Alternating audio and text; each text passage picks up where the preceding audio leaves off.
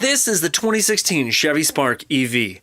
That's right, fully electric, no gas. And this is the greatest review of it that will ever happen.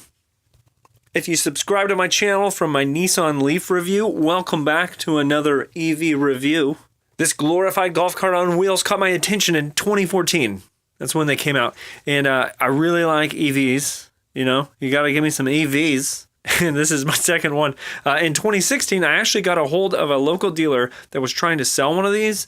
The price then was like 18 grand. But then I found out it was because it was a lease price, giving the dealer the tax incentives. It's really weird. And I did not want to do a lease. And they were saying it was like $260 a month. Anyway, nope, no thanks. Roughly 1 year later, there was a local Chevy dealer, a different one, selling this 2016 for a little over $11,000. Why so inexpensive? The lemon law. This car has been bought back by Chevy, the manufacturer, in California per the lemon law. I will comment further on that later in the review.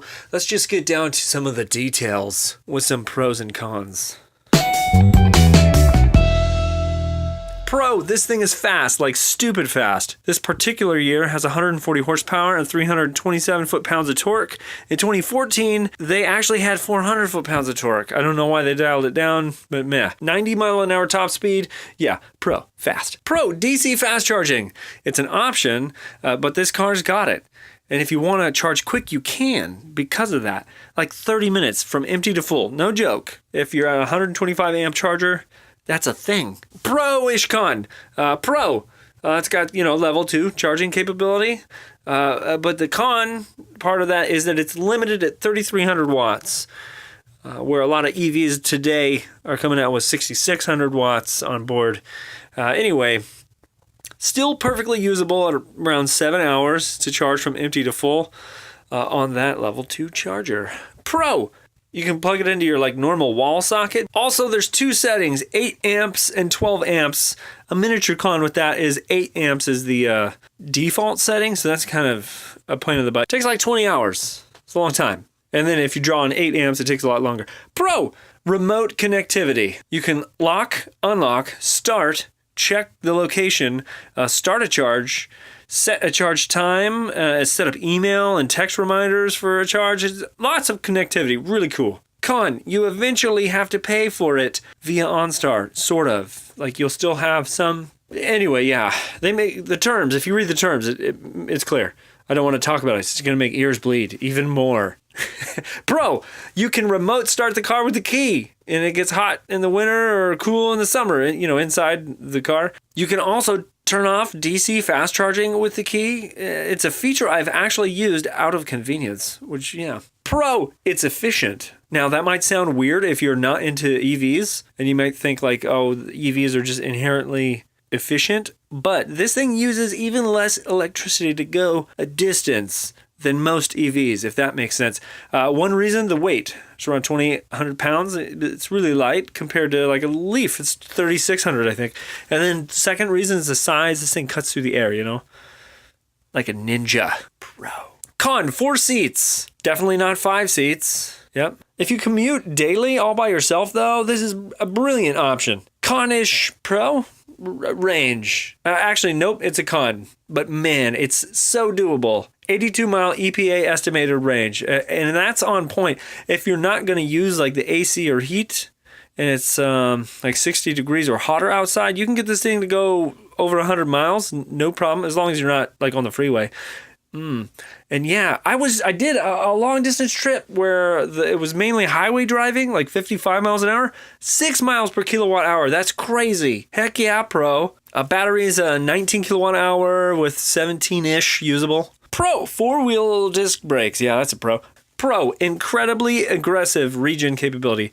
If you put the car in low, it'll slow it down really well. And when you apply the brakes, it'll even increase the regen more, kind of like a Leaf, if you're familiar with that. And but it'll bring it all the way up to 60,000 watts of regen. That is crazy. My Leaf does half that. The regen on this beast is great. Even at a full charge, it'll regen over 10 kilowatts. It's just kind of crazy if you ask me. I hope the battery can handle it. Extra pro, when you let off the gas, I still can't. The throttle. When you let off the throttle and you're in low, the brake lights come on, as they should, because the car slows down quite a bit. So that's a Pro. Pro, volume adjustment knobs on the steering wheel. That's kind of nice. But just con in general is that every time you adjust the volume, no matter what you got going on the screen here, it just blacks it all out, and you just got to look at these numbers. What?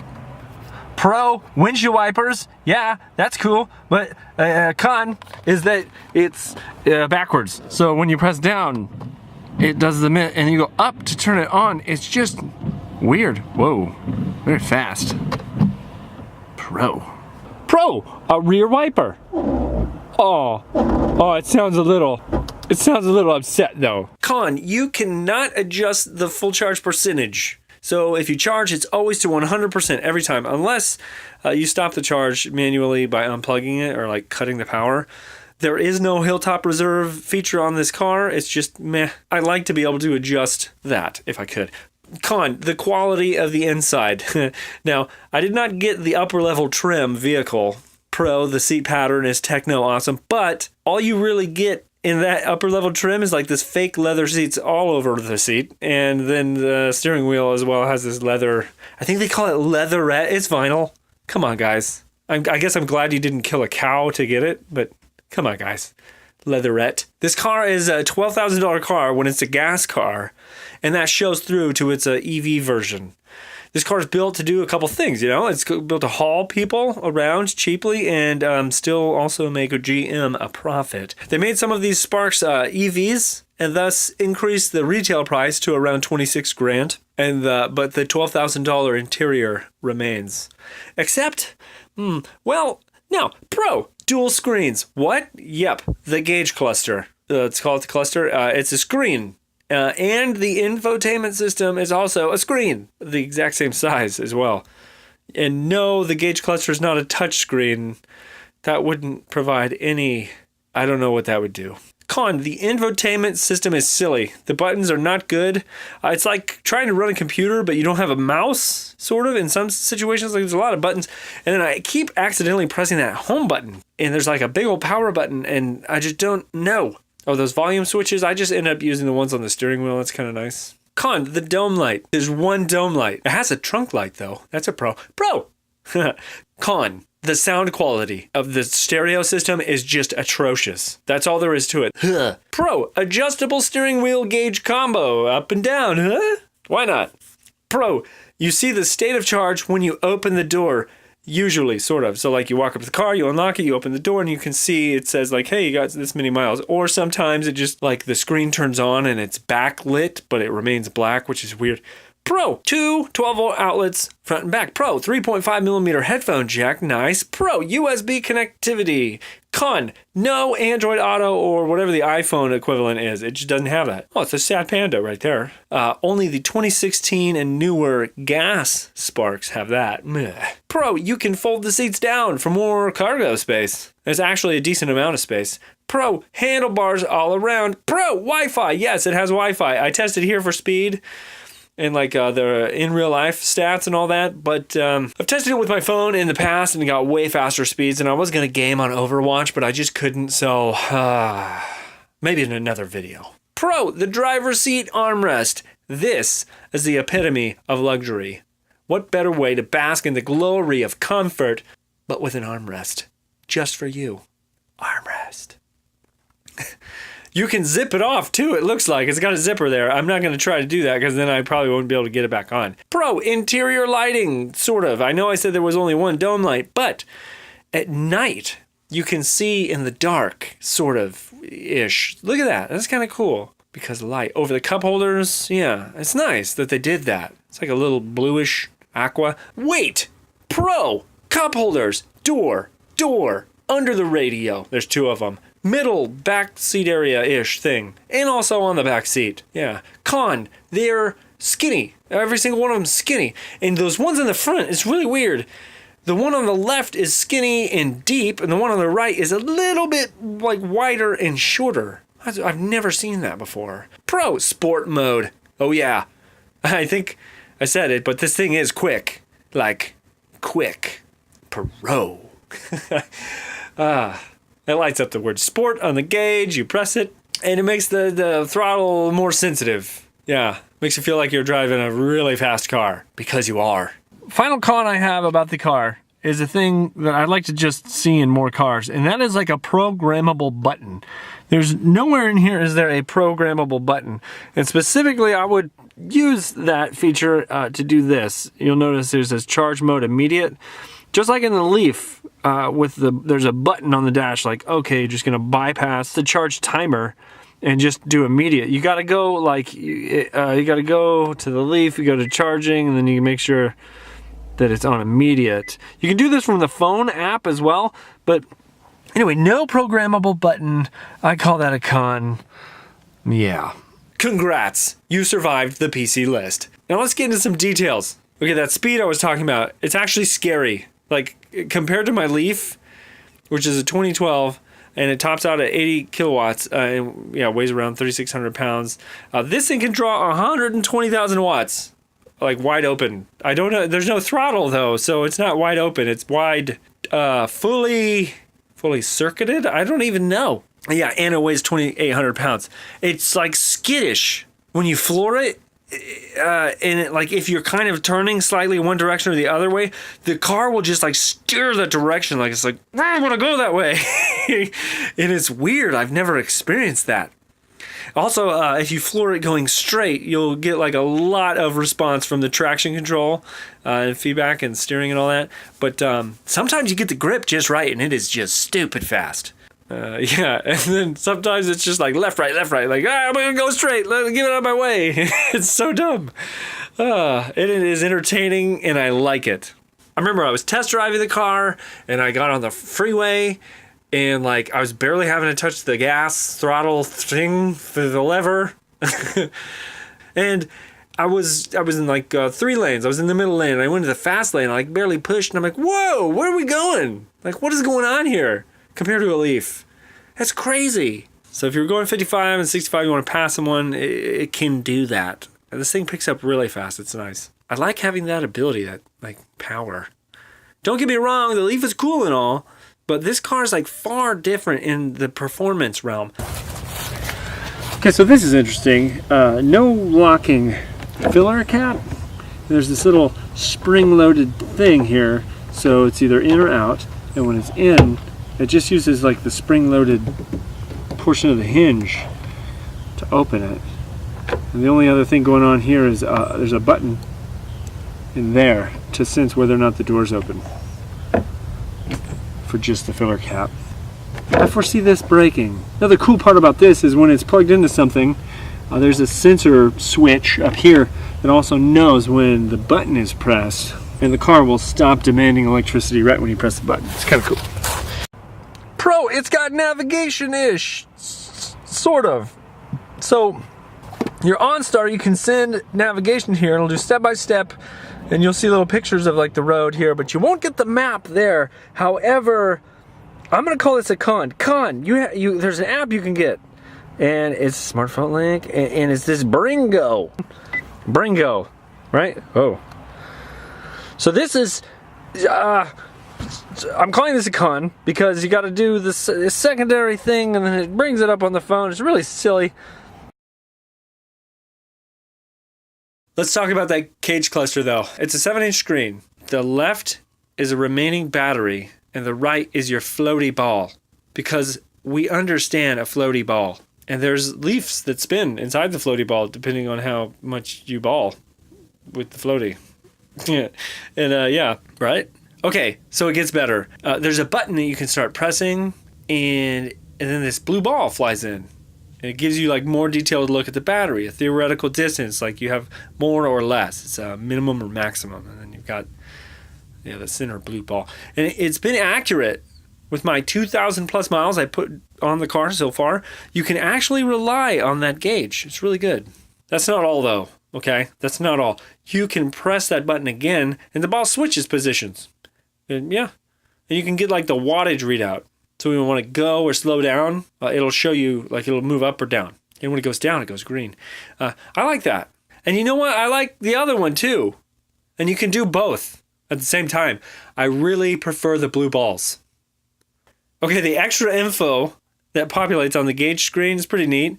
Images of like the doors being open. It's cool. I like that. Yeah, you can check it out. It's also got the trunk. When you open that, it shows that, and the hood as well. Not bad. Charge door, it just reads the words charge doors open. The infotainment has issues. I'll make this quick. When you physically connect a phone to the USB cable, like down below, it wants to access your phone. So if you've got like XM radio on, and then you plug in your phone, and it'll shut off the XM radio, and then if your phone doesn't have music, like I said, it'll shut off your XM radio, but it'll also let you know you don't have music. Why? Why are you doing that? Why are you shutting off my XM, letting me know I don't have any music? I do have music. It's on XM. Stop it. I do like the leaf button. Here you can see that there's a graphic that shows up. It's supposed to hypnotize you if you're not careful. It shows like energy going in and out. The charge settings can be reached there. And you can see this overall like power usage dial. Do you have a Bolt? If you do, what do you think about this layout and the colors and stuff? Leave it in the comments below, please. I think they did better with the Spark than they did with the Bolt when it comes to the graphic displays. That's tragic if that's the case, because the Bolt's supposed to be better, and it is in so many ways, but like this, the graphics on the Spark just, they seem so much better. That Bolt range though. Stereo adjustment's cool. You can pick like where you want the sound, if they're like balanced. Yeah. All right, let's step outside and pop the hood. Talk about what's under the hood. You can see it here. There's not a whole lot to talk about. They try to make it look like an engine, sort of. Like a forward-facing V4 or something. It's definitely a rear-wheel drive car. No, wait a minute. No, it's not. You can see there's like very large tubes for the AC system because it's also what cools the battery, which is awesome. The brakes don't have like a vacuum booster. Duh. They have a hydraulic boosted brakes, it looks like. Neato. Okay, so my notes say segue to fast charging. So let's segue to fast charging. My benchmark for DC fast charging is my Nissan Leaf. It has a charge curve like this. 0 to 80% in 30 minutes. That's what the Leaf can do. If the temperature outside is not too cold. If it's cold outside, it takes way longer. Or if the battery's cold, it takes way longer. And also the same if it's too hot. Anyway, my Spark EV, entirely different beast. Rather than dropping off wattage dramatically, like shortly after beginning the charge, the Spark will keep picking up wattage until it hits 80%. So it's keeping the amperage constant, but like, what? Huh? What it essentially does is hits max amperage and just keeps that until 80%. This blows my mind away. The reason for this is partly because of the programming that they do, like what they allow, Chevy does for the battery, and then the active cooling that the Spark has with the battery as well just helps manage this. One of the Chevy like commercials, it says multiple charges per thing. I'll show it there. I'll link that video in the description below as well. But it'll seriously charge from 30% to 80% in 10 minutes. And if you have at a 125 amp charger or a 50 kilowatt charger, yeah. And from 30% to full, it takes 25 minutes. It's crazy. I went on a road trip recently and did like way more fast charging, and it's just, oh man, it's just awesome in the Spark. This changes things for me because I used to wait for my Leaf to be like really low state of charge before I would fast charge it. Where the Spark, if it's anywhere under 80%, it'll just take the full charge rate. Like, that's amazing. It changes how you can like route plan, but more so, it just makes it more convenient. It's just really cool. It charges in like half the time of the Leaf. And I know it takes less time to charge than the Leaf, and you might be thinking, oh, because the battery is like super small compared to the Leaf battery. But this is a 19 kilowatt hour battery, and the Leaf is 24. This has like 17-ish usable, almost 18, and the Leaf has, I think it's like 21. So even though the batteries are different sizes, like just the curve speaks for itself. So just stare at the curve. Okay. If you're looking into buying a Chevy Bolt, the fully electric car they came out with recently, I've heard that the wattage drops when you're DC fast charging at around like 50% state of charge. I was watching this news column is the name of a channel, and there's a couple others that I've just seen, and it's just weird because like if the Spark can go full amperage all the way to 80%, but the Bolt can't, I don't know why, Chevy? Maybe different battery chemistry or something, I don't know. I tested DC charging below freezing as well, and it started around 20,000 watts. I think it was like 30% charge, and slowly crawled up to the 48 kilowatt rate before it then started dropping again. So cold does affect it, but if it's like 40 degrees outside or warmer, there's no difference. It's just full speed. Oh, it's so awesome. The plug name, CCS, or Combined Charge System. Okay, we're going to take this thing for a spin. I'm going to talk some, and it's going to be good. We're going to take it for a little spin now, okay? Pro, you can go from reverse to drive without having to worry about grinding any gears or anything, but your camera might fall over. I would like to take this moment to thank Fort Smallwood Park, where I did a lot of filming, yeah. And I'm going the right way. Okay, so you gotta keep in mind, I've been driving an EV very regularly since like December. It's almost been exactly 1 year since I bought my Nissan Leaf, which my wife and I are still very happy about. But this car is just, it's so much better in so many ways and just really not good in a couple. And the main one is the seats. 4 seats, our entire family cannot fit in. Whoa, wow, hey, okay. But yes, this is incredibly fun to drive. We are now going the speed limit of 25. That took a half a second, as it should. Oh, people walking.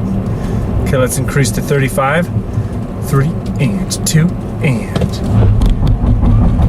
And we're going third. We'll just use the cruise control to increase speed. Remember how I said it was a like $12,000 car interior? It's the same when it comes to the acoustics. It's very loud. I'm going 45 and it sounds like I'm in a washing machine. So we're gonna go take a DC quick charge. Talk about the car some while we get there. Okay, why did I buy the car? 1, EV obsession. Yeah.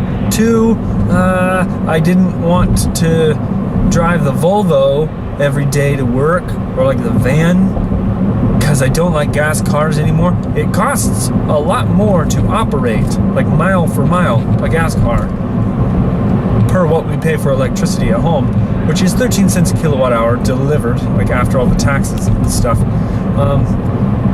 Yeah, just my work driving alone, this car compared to the Volvo is, Volvo is $60 a month in gas at $2.30 a gallon. This car, $17 a month in electricity. At $150 a month payment, and you're already spending, what is it that we saved in gas, like $43-ish? Like that could theoretically go towards the payment, making that 150 less. It's just crazy. It's craziness. So yeah, and also I felt bad about driving like the Leaf to work, because then I would leave the gas car for the wife and the kids, and that's not as cool. The Leaf is really cool because it's got a button. You can just have the key in your pocket and you press a button outside the car, unlocks the car. This car doesn't have that. Con. Oh, we got people going. We got people going. I'm gonna have to yield. They're gonna have to yield to my 120,000 watts. Yeah. And it's 55. Okay. Okay, I don't know if you can hear that, but now we're going around 55 miles an hour on the highway. And the seats are up in the back. And the reason I say that is because when they're down, it makes even more sound. But yeah, that's quite a bit of sound. I don't think it's tire sound. I think it's just the wind going by the car. Yep.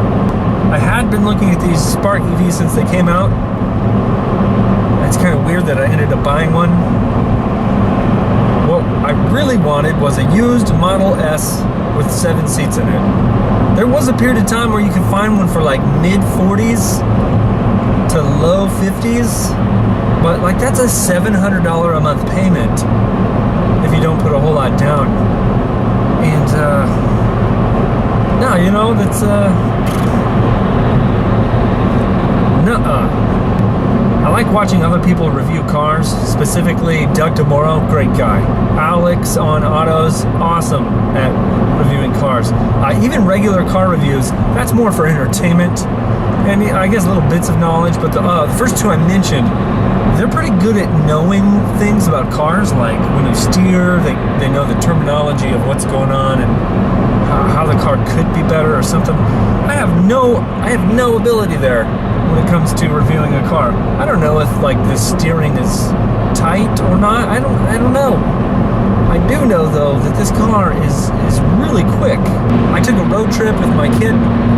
It was like 60 degrees outside. I think I might have said this already. And I use like 9 to 12 kilowatts just to keep the car at 55. Yeah, you know, give or take a few miles an hour. And that's great. That's really good. Okay, so my point about that was that, like the freeway driving, though it does take a dent on your range compared to not driving on the freeway or just high-speed driving, it's still very much doable. And yeah.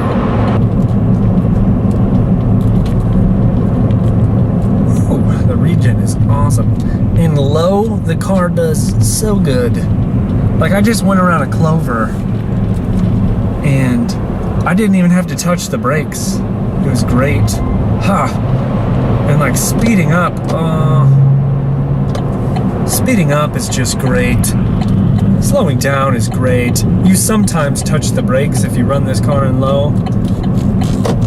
Like I said earlier, the brake lights do come on when you let off the throttle entirely, when you're in low, which is good.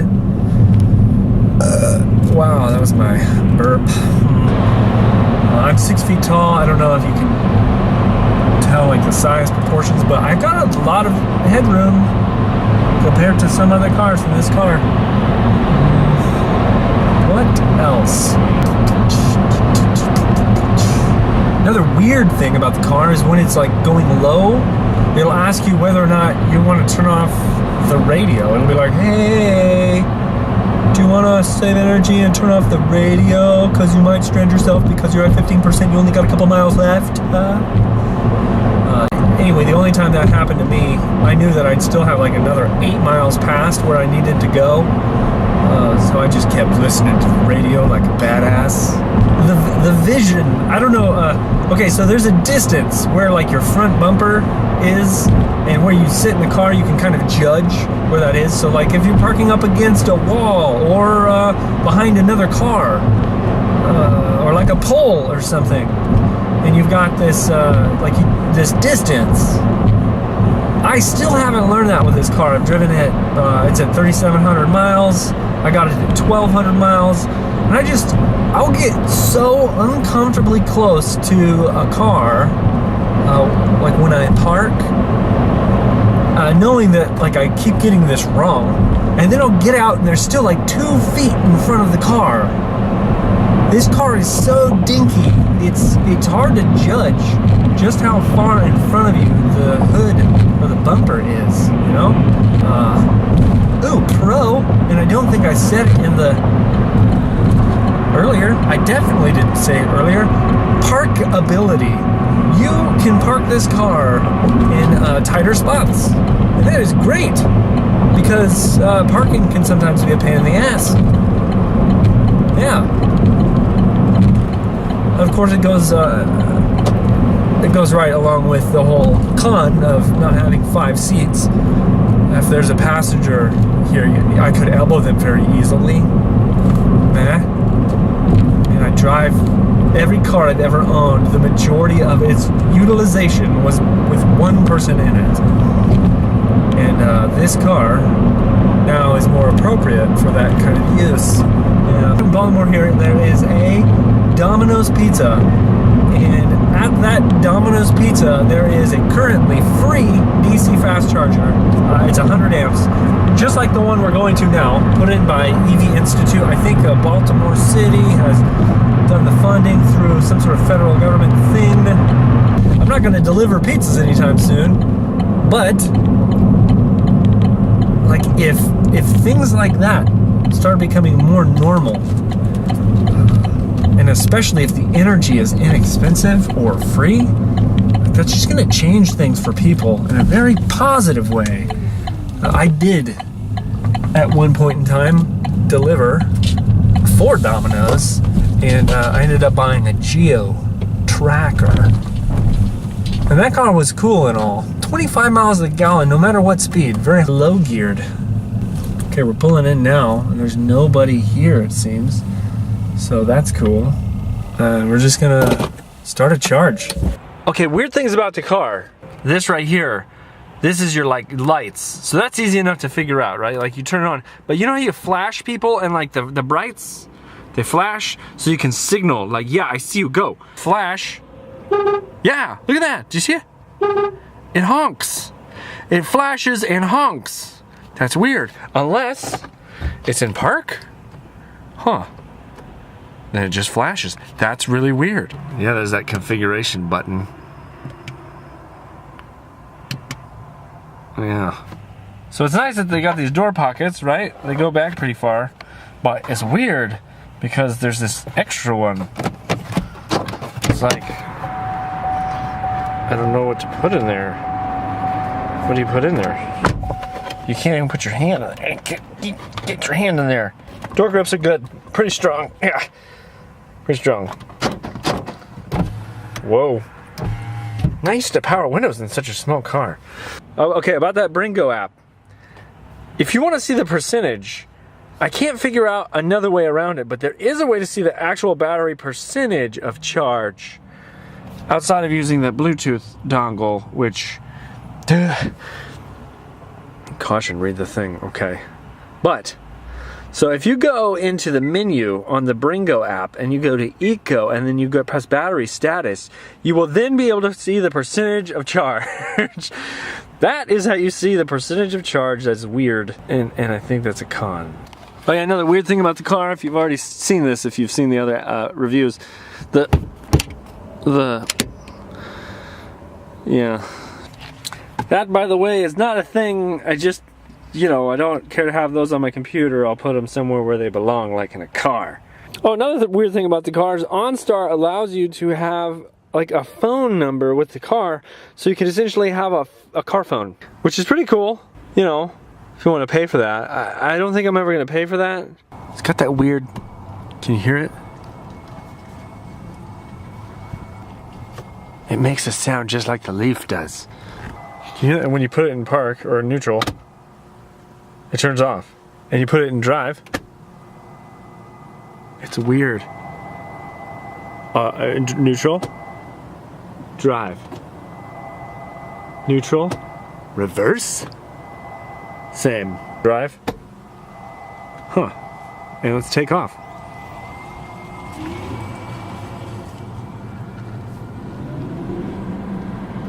That is a massive pile of stuff. This does look complicated though, now that I'm looking at it through the camera like screen. There's all these buttons everywhere. Look at all the buttons. There's buttons everywhere, buttons. Oh. Another weird thing about the car is this door handle is mounted on the side of it. So strange. The buttons. Like, do you hear that?